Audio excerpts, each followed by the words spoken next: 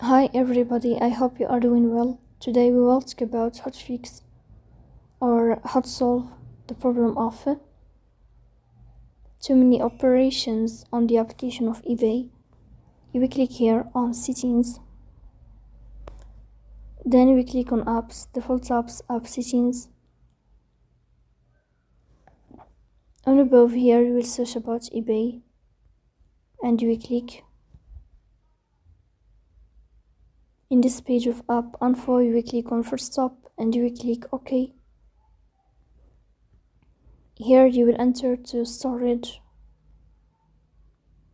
then we click on clear cache. Here we go to Play Store. You will uninstall your app and you will install it again to fix that problem. So please don't forget to support us by like and subscribe. See you next time and thank you for your watching and your attention.